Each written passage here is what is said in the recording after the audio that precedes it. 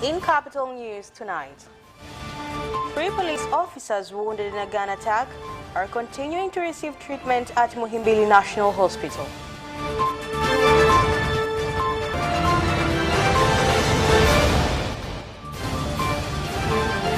The Rights, Ethics and Power Parliament Committee directs the arrest of Ukonga MP Jerry Sila.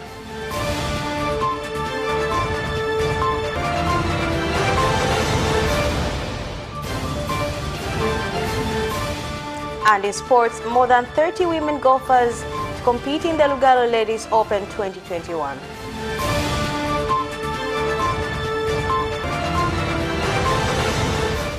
Hello and good evening. This is Capital News at 9:30. My name is Nasma Mwambe. Let's kickstart with the national news. 3 police officers who were injured in front of the main entrance of the French embassy located along Al Hassan Mwinyi Road, Dar es Salaam, in a fire exchange incident with a gunman who is yet to be identified, are undergoing treatment at Muhimbili National Hospital, whereby 2 other officers wounded in the incident have been discharged. 3 police officers, a security guard from SGA company and an identified gunman were killed in the attack. Tunazungumza tumebaki na majeruhi 3 ambao wamelazwa wodini. Lakini pia jana hiyo muda wa saa 7 tulipokea mwili wa marehemu mmoja ambao ulitoka kwenye hilo tukio, ambaye pia anasemekana ni mlinzi wa kampuni ya SGA. Na mwili wake umehifadhiwa katika chumba chetu cha kuhifadhi maiti na ni mochwari hapa kwetu hospitali ya taifa Muhimbili. Kwa hiyo kwa ufupi ni kwamba tulipokea majeruhi 5. 3 tunao bado wodini, wanaendelea vizuri na matibabu na hali zao ni nzuri za kuridhisha, na 2 tumewaruhusu, na tunao mwili mmoja wa marehemu ambaye alikuwa ni mfanyakazi wa kampuni ya SGA. Security has been strengthened at the scene of incident of the gun attack, with very little movement unlike other days where petty traders can be selling their wares. Jana biashara ikuwepo jana. Tulishindwa kufanya biashara ikuwepo jana biashara. Manake sisi ni wananchi, na kama unavyojua nchi yetu hatujazoea purukushani kama hizo. Kwa hiyo hicho kitu kilipotokea jana, kwa kweli watu leo zimetuuma na watu tumeshtuka sana, kwa sababu hatujawahi sikia mapigano ya risasi. Kwa hiyo tulivyosikia hilo tukio jana, kwa kweli watu hata kufanya kazi ilikuwa ni ngumu. The Rights, Ethics and Powers Parliamentary Committee and the chairmanship of MP Emmanuel Makasaka has directed the arrest of the Member of Parliament of Ukonga Jerry Sila and to be brought before the committee after failing to appear for further questioning on allegations against him. Hakufika mbele ya kamati hii na hatuna taarifa naye, hatukupata taarifa naye yoyote ya kwa nini hatofika kwenye kamati hii. Sasa sisi kwa mujibu wa kanuni na sheria ambazo ni za haki, kinga, maadili na madaraka ya bunge. He did not show up to this committee and we have no information about his absence. According to the laws of right, protection, ethics and power of Parliament, since Honorable Speaker is the one who brought the case, I have asked for his permission to arrest the Member of Parliament to be brought in front of this committee. Once it is approved, then he'll be brought here tomorrow morning at 10 a.m. according to our rules and regulations by security organs.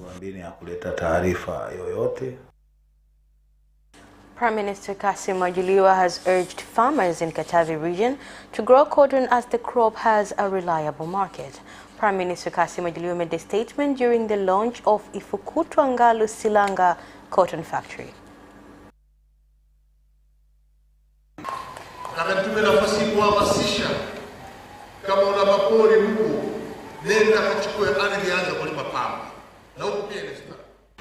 Sensitize people to farm cotton. If there are forests around, turn them into cotton farms because markets are there. There is a big processing factory comparing to what is produced. I am taking this opportunity to advise you to farm the crop. lakini vile vile miaka miwili tuliumba sana kwenye mambo ya mfumo ya bei, lakini naamini sasa. In the past 2 years, prices were not good, but right now farmers are paid in cash. Uwekezaji wa kiwanda hiki unaenda kuwasaidia wananchi wa wilaya ya Tanganyika. Investment done by this factory will help residents of Tanganyika economically. Inspectors from Tropical Pesticide Research Institute, TPRI, the Plant Health Department from the Ministry of Agriculture and Police Force in Kilimanjaro region have seized the consignment of fake pesticide called Dudu Oil and Dudu Dust during inspection operation in Moshi town.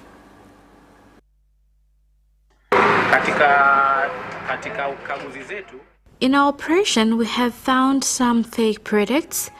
If you look at the original bottle, it is completely different from this fake one. This product has not been registered in Tanzania, but they are still found in our markets after being entered illegally.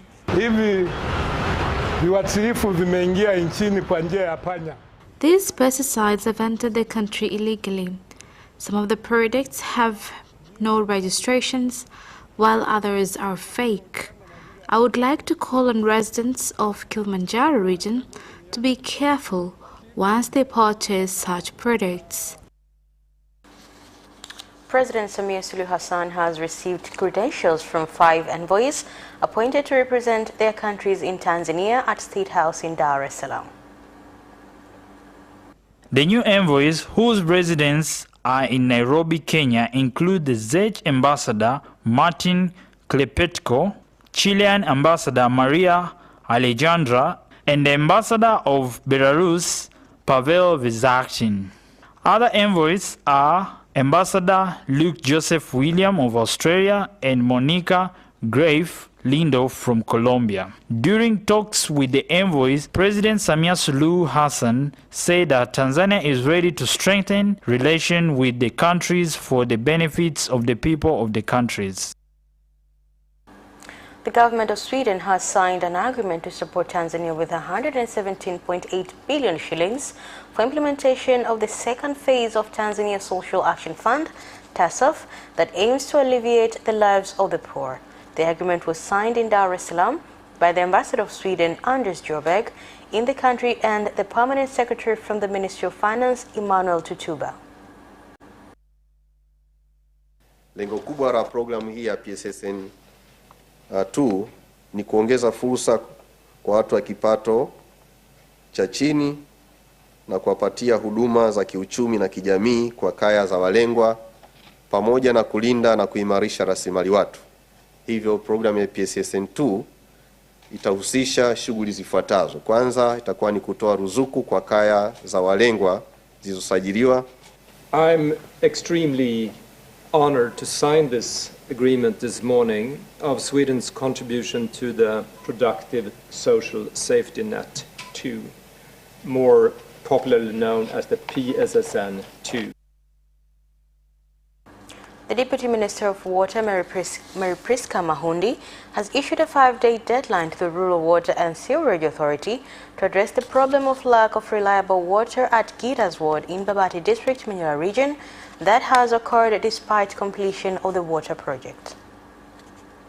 Ifanyike, yani within these 5 days. The rectifications should be done within these 5 days, so that by the end of the month everything should be clear. It is not possible.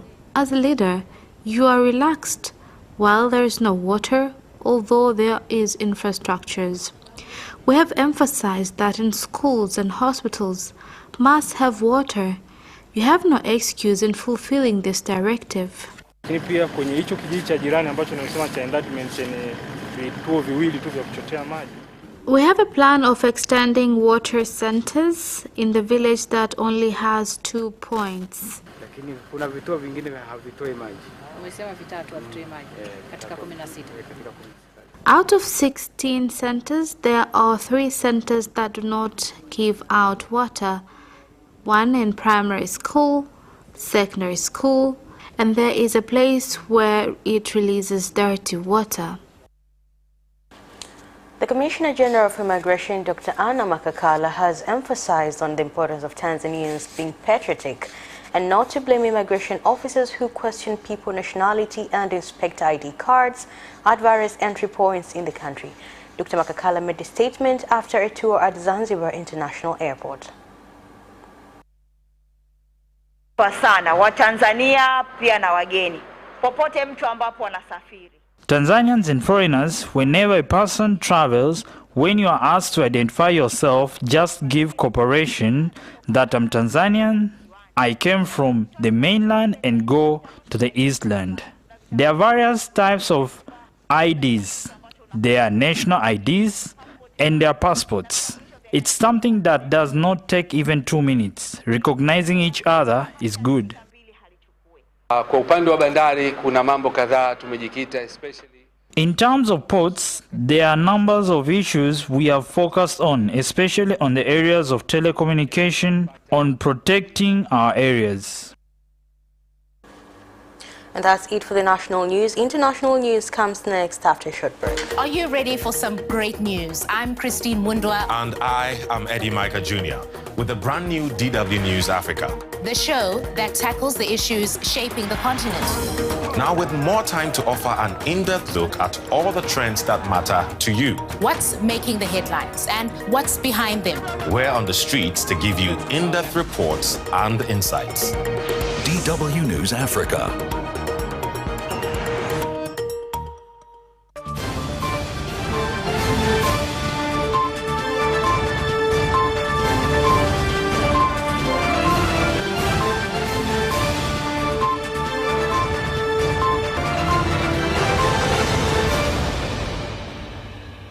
Welcome back, and now in international news.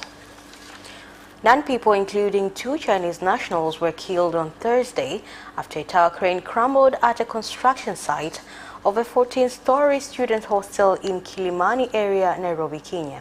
The accident occurred at 12:30 p.m. The Chinese company undertaking the construction, Zhejiang Construction Africa, said the crane came crashing down as the technicians were decommissioning it. Now moving on, the U.S. and its allies have urged people to move away from Kabul airport due to the threat of an attack by an affiliate of the ISIS. More on the report. In the 11 days since the Taliban took Kabul, the U.S. and its allies have mounted one of the biggest air evacuations in the history, bringing out more than 88,000 people. The U.S. military says planes are taking off about every 39 minutes. Taliban fighters have been guarding the perimeter of the airport, thronged by thousands of people trying to flee a Taliban-ruled Afghanistan. Meanwhile, there is mounting humanitarian crisis in the country, with the World Food Programme saying about 14 million people are facing severe hunger in the nation of about 39 million. India has logged 46,164 new coronavirus cases in the past 24 hours, with experts saying the festival celebration in the southern state of Kerala were behind the increase in infection. More on the report. It was the first time since 7th July that the country's single-day infection went past 45,000 mark. The fresh cases were almost 45% higher than Tuesday's 25,467 infections. Kerala reported 31,445 cases, accounting for more than 68% of Indians' infections on Saturday. And that's it for the international news. Business comes next after the break. Into Business Edition and meet business leaders and experts who'll keep you informed on business and economic developments taking place in the country, such as tourism, construction, energy, transport, mining, agriculture, communication, banking, real estate, and more. Business Edition on Friday at 8:15 p.m. only on Capital Television.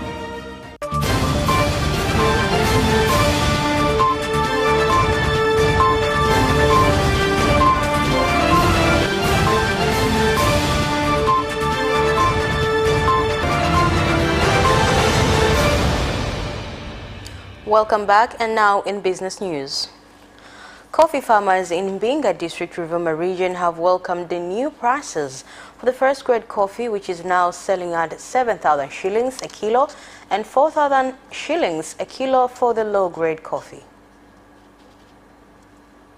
Lengo kubwa la mafunzo haya ni kuwajengea uwezo waandishi kama managers wa vyama hivyo vya msingi.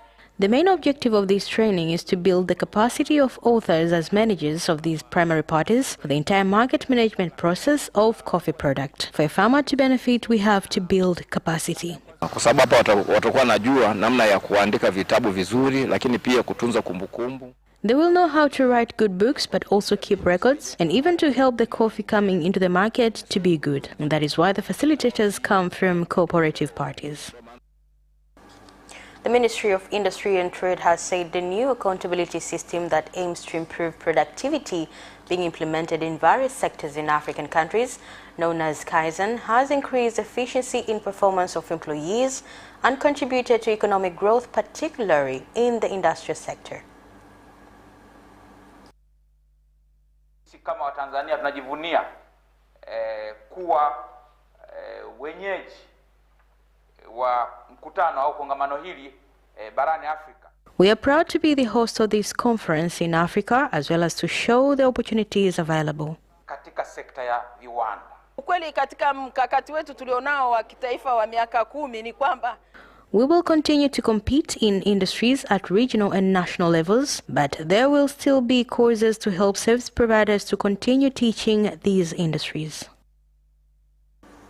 Cashew farmers in Nachingwea District and Mtama Council, Linde region, have said that they have great expectation that they will have a bumper harvest in the 2021-2022 season compared to the previous seasons after the government distributed inputs without delay.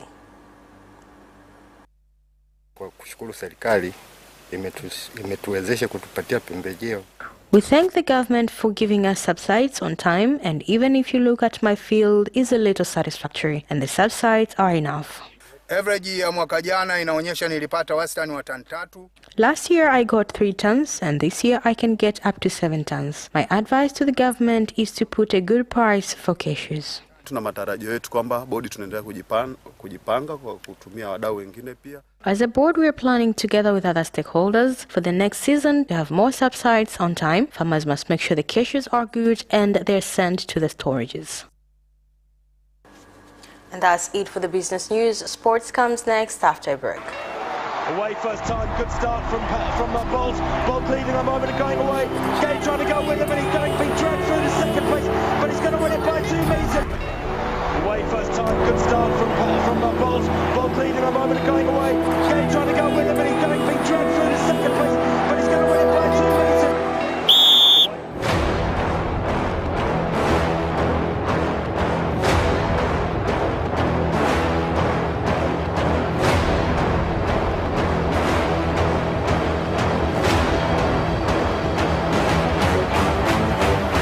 Opposition, Joaquinho, he did lose to Lend.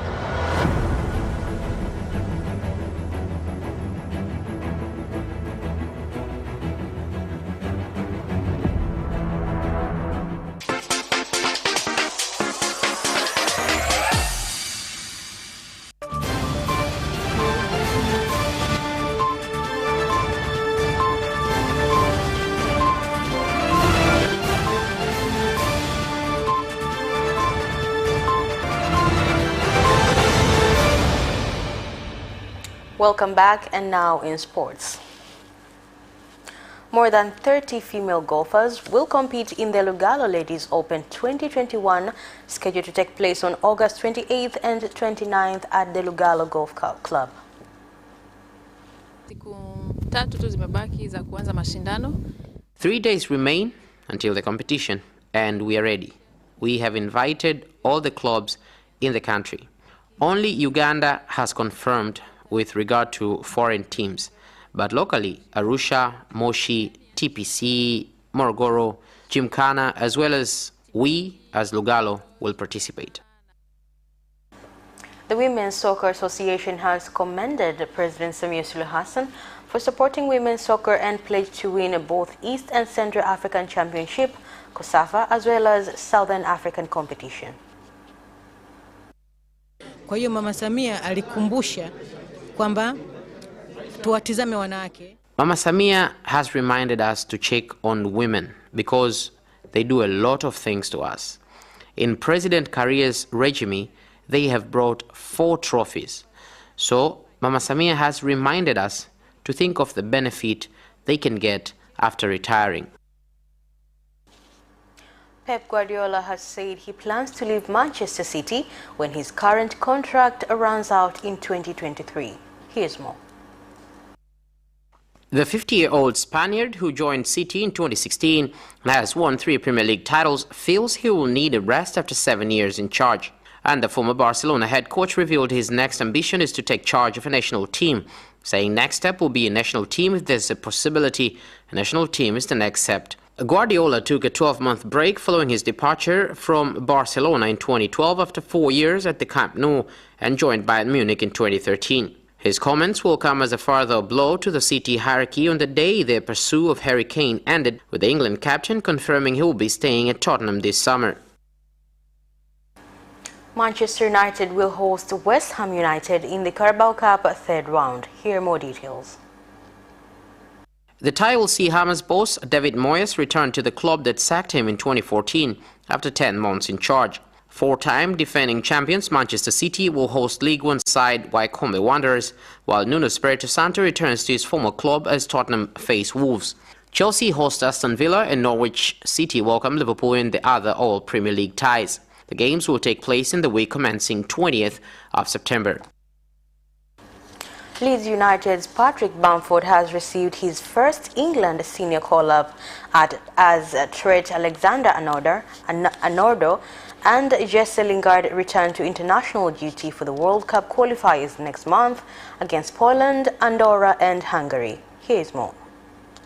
There is no place in the squad for Mason Greenwood, however, despite the Manchester United forward's impressive start to the season. Alexander-Arnold was left devastated after missing out on Euro 2020 after sustaining a thigh injury during the build-up to the tournament. The Liverpool defender had made it into Gareth Southgate's squad despite being dropped by the manager in March, and he will be involved when England meet for the first time since the defeat against Italy in the European Championship final.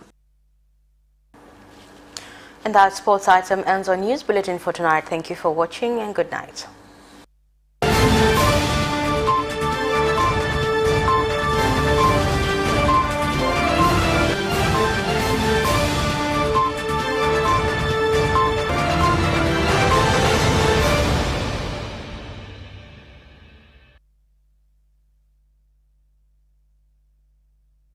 On our social media accounts, YouTube Capital TV and Facebook Capital Television Tanzania from Monday to Friday at 9:30 p.m. Don't forget to subscribe and put notification on.